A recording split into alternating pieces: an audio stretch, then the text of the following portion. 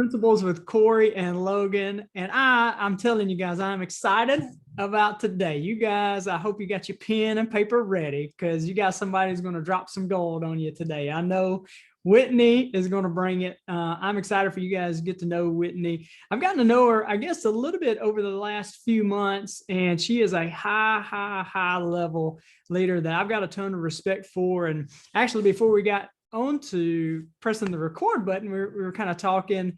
One of the things I mentioned to her is one of the telltale signs of a leader is how well the people are doing that you lead. And when I see the men and women she leads, I can see how excited they are. I can see that they are growing, and that says a lot about her as a leader. So I'm excited that you guys get to meet Whitney. So Whitney, welcome to Principles with Cory and Logan.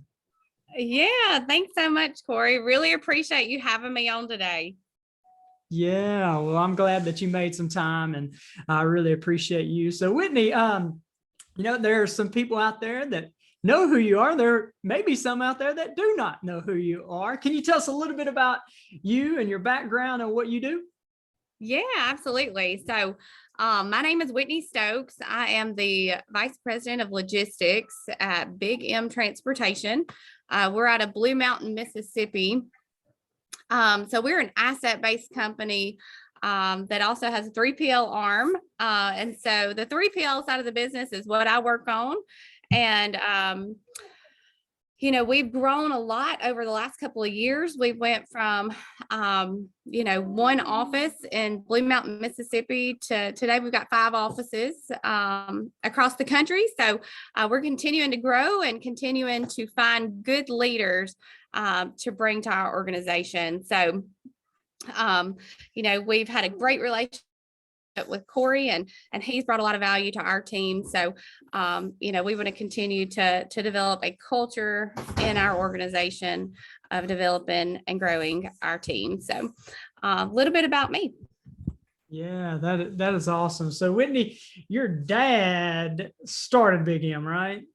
Big M truck or Yeah, that's right. And I guess I should have went back just a little bit further, but yeah, we've been around since 2000, and we started with 6 trucks and a big dream and a big vision. But yeah, Michael Massengill and Lisa Massengill started the company in 2000. And from there, we've been able to grow from that 6 truck fleet to today. We operate around 400 trucks, 1,500 trailers, and a growing 3PL arm, like I mentioned, that has 5 different offices across the country. So we've got some pretty aggressive growth goals over the next 5 years and beyond. Very excited about where we've came from, the lessons that we've learned along the way, but also where we're going as well and the vision of our company. Yeah, that's awesome. So I'm assuming in 2000, you grew up around the business a little bit, I'm assuming, right? I absolutely did. So, looking back, I didn't have a whole lot to do with the business. As I was coming up, I'd worked some summers where I would help out, answering phones or printing off copies or just doing whatever was needed at the time. But didn't get heavily involved until after I had graduated college. One of the rules that, our family has, or that my dad has had, is that you can't come into the business until you've done something on your own. So we really had to, because I've got 2 brothers as well, but we had to kind of blaze our own path. So I moved to Colorado, and then also lived in Austin, Texas, where I was in sales. And then 5 years ago, with 3 little ones that were all under 5, we decided to move back to North Mississippi. And from there, chose to get back involved with the company, and really found a need in our logistics arm. Looking back, I said, well, this is just sales. I know how to sell. So that's where I chose to get involved. And from there, it's been a very fun ride. Wow, that's awesome. Yeah, you said sales. I know about that. I can do that sales stuff. Yeah. So did you, like, whenever you were coming up and growing, those kind of things, did you have that desire to be in the company? Or because a lot of times I see family owned businesses and the kids are like, yeah, I don't really want to. And then some are like, yeah, I'm all in. I want to be a part of that. Where did you kind of find yourself at? Yeah, initially I wasn't wanting to be a part of the company, and not for any negative reasons, because it's great. The company's great, great atmosphere, great culture. But it was more so of, hey, I want to try to blaze my own path and do things on my own. And I got an opportunity to do that. But then when I got to come back home, it was such a blessing. Once I got it, started getting back involved in the company, because the appreciation for what had been done before me was there. I think about just the things that the time, the efforts, the things that were put into actually starting the company. And it brings me to tears, because I know what it has taken to bring to really grow our 3PL side of the business. And so it just made me so appreciative for what had been done before I was able to come into the company. Yeah. You just said something right there about what had been done before. You sent me a podcast, a John Maxwell podcast. I'm telling you, it's probably one of the best podcasts I've listened to in a little bit. And then we did a training based off of that. And in there, he talked about greatness. And, the word greatness, and greatness is how well you inspire others to do well for themselves and others. And what I love about that is it's like that third and fourth level, or that second, that third, that fourth generation. It's that legacy. And what you said right there, what had been done before. And I love that, because what we want to do as leaders, and I can see that you're doing it right now too, is like, I'm building something, but I'm building it so I can pass the baton to the next person who can build it even further. And I think many times what trips up leaders is they have that it's about me mentality, and I'm gonna hold on to it. So there's nobody really to pass the baton to grow it even bigger. And anyway, I just heard that in what you said right there, and I thought that was powerful. I thought that was good. Yeah. Absolutely. Yeah. And I agree with that 100%, as far as just cultivating a team that, they can see the growth potential within the company. As a leader, I never want to be the lid to my organization. So that's why I continue to try to invest in myself by, podcasts and learning and daily disciplines and things like that, so that I can continue to grow, so I can also grow and mentor my team as well. Yeah, that's good. I want to kind of ask you a question too. You mentioned about your dad, about how your dad said you got to go blaze your own trail. I like that. And why do you feel like that may be important? Why would he say something like that? Any thoughts on that? Yeah, he's told us that since we were small, but I remember hearing that statement, in high school, and then even going through college, that just the importance of work ethic and being able to make a name for yourself, and not really feeling like you have something to fall back on. I think that was the main thing, is he wanted us to get out and experience life, and not ever be able to say, well, I felt like I had to come into the family business. So I think it was more about us just being able to experience different opportunities, and get introduced to other companies and how they're doing things, and be able to bring back ideas to Big M and to our company. So, and funny thing, Cory, as of this year, now all three of the siblings are now back involved with the company. So my two brothers, they went out and did their own thing as well. One of them is an accountant and worked for Deloitte, and the other one is he was a captain in the Army and helicopter pilot, and so they both experienced the world, and now they're both back at BM. Wow, that is awesome. That is good stuff. I want to ask you about your leadership journey. You had mentioned like a lid and those kind of things, and kind of what kickstarted you down the path of, because I see a hunger and a desire to grow, and I don't think that's everybody has that, and I also think sometimes that has to be cultivated. Was there some kind of moment where you say, you know what, I need to grow, I need to get better? Did you have anything like that? Yes. And just to take it back just a little bit, I think that's why it was important for myself as an individual to really get out and experience other company cultures, because I was influenced by an organization that I was a part of, where they had a culture that was a growth culture.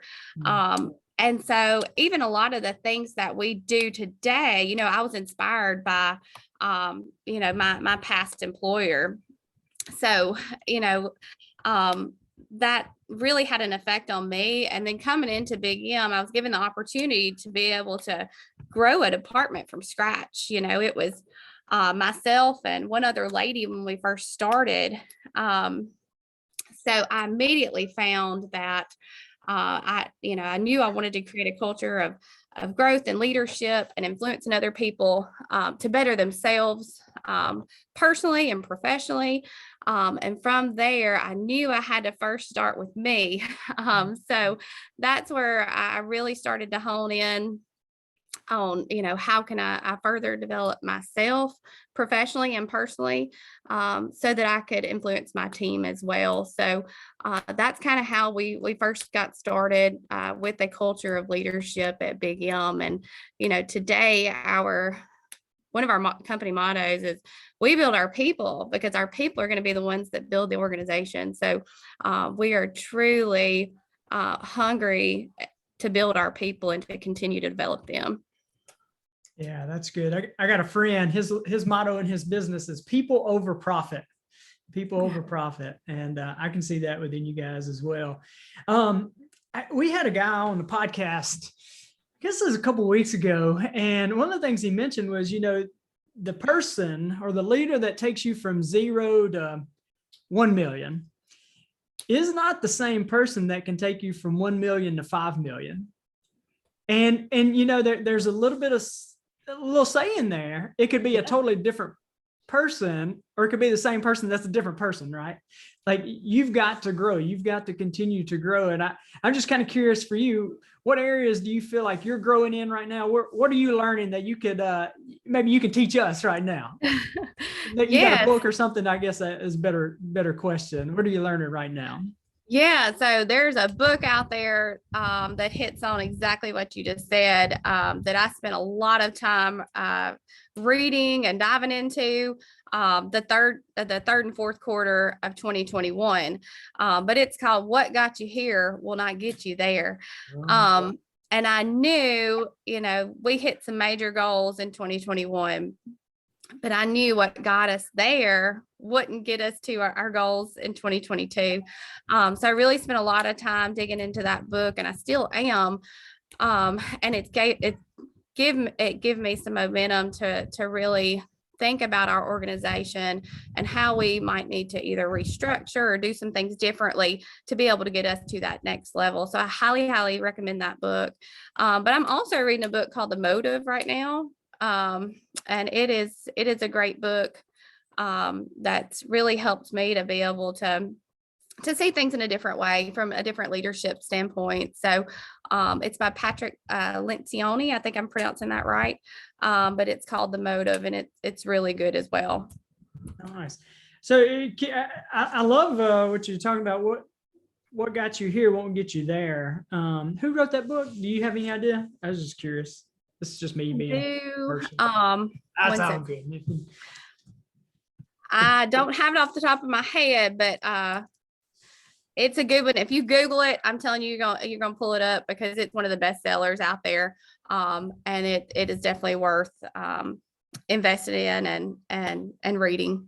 Yeah, I'll look that up. That sounds really good. I love that thought, because it's true. You get to that, your certain skill set that you've got right now. There's another skill set that's got to happen to the next level right there. And I often see it a lot of times in leaders that or people, they're good at a skill, and because they're good at that skill, they get moved into a position of leadership. And when you move into leadership or higher levels of leadership, it's not so much about your skill set, but your ability to bring out the skill set in other people. And I like that. And when we're unwilling or unable to make that transition, it hurts ourselves, it hurts our teams too. So, Right. I kind of think about it too, if you're continuing to go into a positive direction, whether it be something like, I want to be a healthier person, or, I want to have 6-pack abs or whatever that might be, something's got to change, so there has to be that change in that plan. So anyway, that book, it really did it for me as far as this year, being able to put a plan in place on how we're going to get to our big goals for 2022. Yeah, that's awesome. So Whitney, you bring up some health and fitness type stuff right there, and I've heard you mention that you do some running and those kind of things too. And how do you balance that? How you do? Because hey, it's real life. Your kids are at home right there. I've seen them in the background, and so how do you balance the mom and the wife and the leader of a company and health and fitness and faith and all of those kind of things? For you personally, how do you balance that stuff?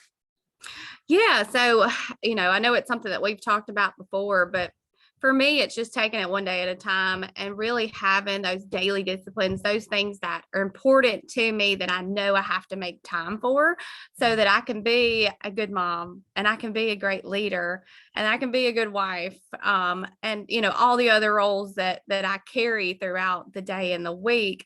It really has to start with me being healthy and being in a good place so that I can perform at a high level for all of those other people. So, as far as the fitness and the working out, for me, if I don't do it first thing in the morning, it doesn't get done. So I'm an early riser and I start my morning really early.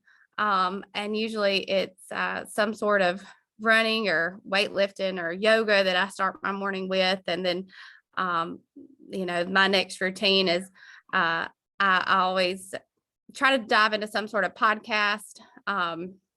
Prayer is a big part of what I do every day.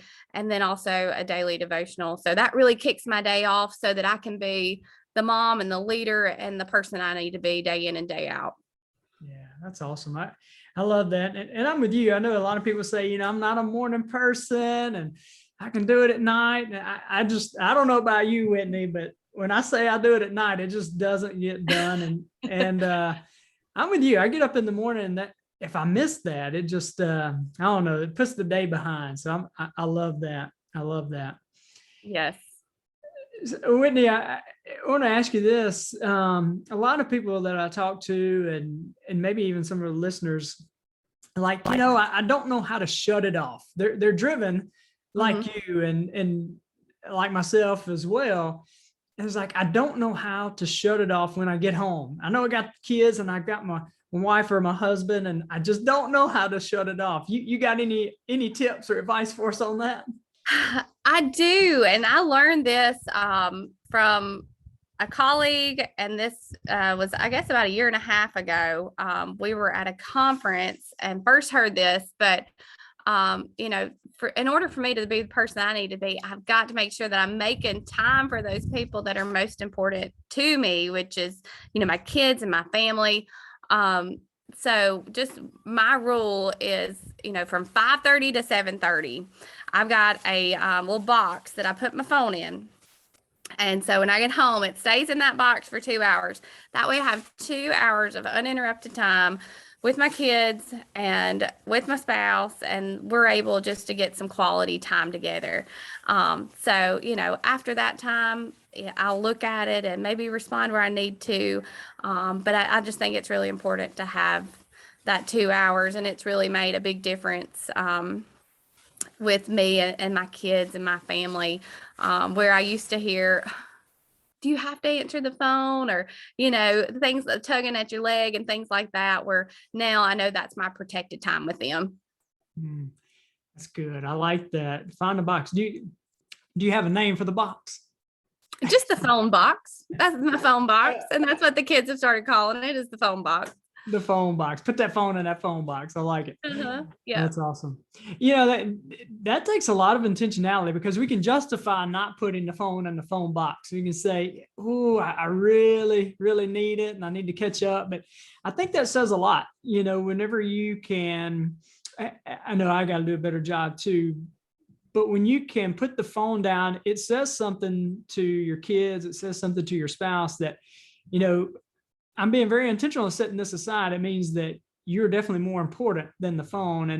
And I know, I know a lot of times that is the case 100%, that they are more important. But when we have it out and doing this, Right. it's not really saying that. So man, I love that. I love that. The phone box, 5:30 to 7:30.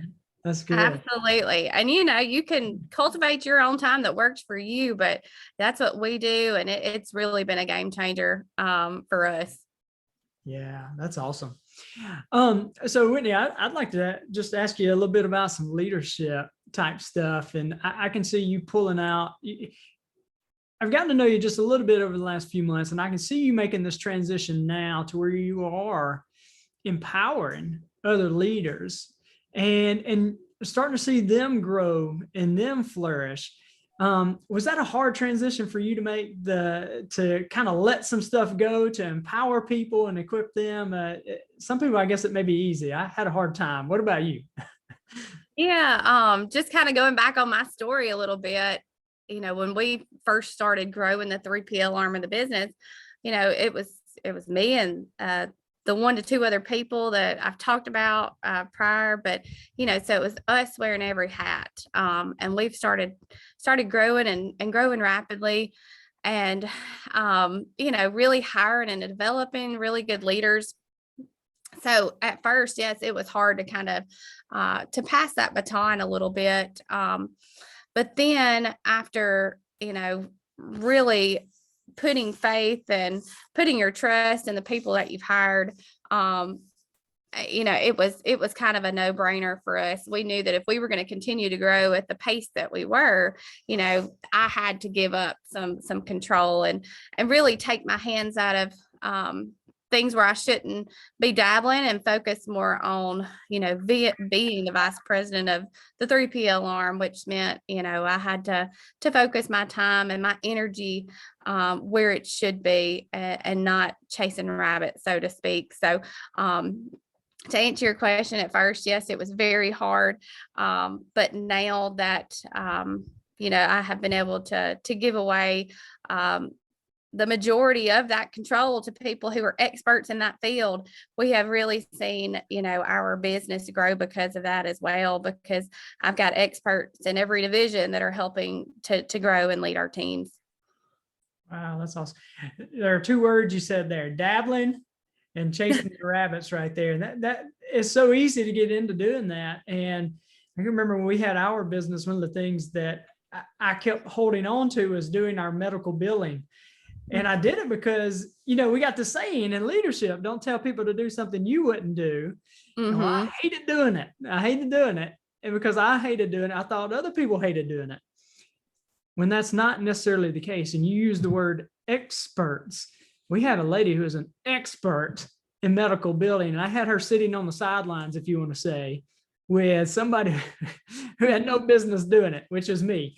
And when she took that over, that's exactly what happened. You had an expert come in and take it to another level. And I like that. I like that you're releasing your people to reach their potential, which allows you to get up high enough to see the challenges, the opportunities, and cast vision. I think that's awesome. Absolutely. And what we've seen too, just by empowering our leaders, wow, it has really given them an extra boost of confidence to be able to even push the organization ahead even further, because they know that we're behind them, we're believing in them, and we know that, you know, they can take us to where we're trying to go. Yeah. And that you, in that too, I think it's powerful too. By empowering them, you give them the opportunity to create and innovate. When you have that culture there, people want to do that. But when you're kind of like what I was saying, I was holding on to it, you kill off creativity and you kill off innovation, and you don't see that hunger and the drive. And I just love what you guys are creating there. I see it going good. I see it growing. I think it's amazing. So, Well, thank you, Cory. let me ask you this. What about if you could leave our listeners with one personal growth or leadership lesson that you've learned? What would that one thing be? If you could just leave them with one, what would that be? Man, that's tough. That is tough, right?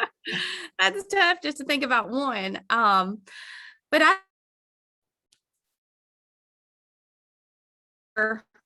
we've come where I've come as a leader just in the past, 5 to 7 years. It's really about investing in you first, making sure that you are continuing to grow. So whether that be something as simple as listening to a podcast or reading a book, or whatever that might be for your personal growth. I think that is probably the most important thing that you could do is continue to develop yourself so that you can continue to develop your leaders and your team, and continue to grow your organization. So if I had to pick one, that would be it, Cory. I like that. I think that's a good lesson. Invest in you. I think even Solomon said that, right? Wisdom is the most valuable commodity. So buy it up, right? I like that. That's right. Well, Whitney, I really appreciated the time. I really appreciate you taking the time out of your day. I know you're busy out developing leaders and doing big things. Y'all chasing greatness in 2022. And I'm excited to see where you guys go. And I thank you for taking the time and adding value to us today. Thank you, Whitney. Absolutely, Cory. Well, thanks for letting me be a part of the podcast, and really look forward to continuing to grow with you and your team this year in 2022. So for everybody out there, of course, I mentioned that we are Big M Transportation located in Blue Mountain, Mississippi. If you want to learn more about Big M, feel free to reach out to me. My email address is Whitney, WHITNEY @bigm.com. Whitney at bigm.com, and we'll put that in the show notes there so you can easily click that. We'll also put a link in there to Big M, to their website. You guys can check that out and find out more information about what they do and services that they provide. And yeah, it's a great company. And Whitney, I really appreciate you and adding value to us today. You shared a lot of good stuff that we are grateful for. And thank you guys for taking the listen. And I hope you will reach out to Whitney. And she's an awesome leader, somebody to keep your eye on for sure. And if this has added value to you, make sure to share with a friend or family member and to subscribe so you can stay up to date on any of the upcoming episodes. We appreciate you guys. I hope you have a great day, and God bless.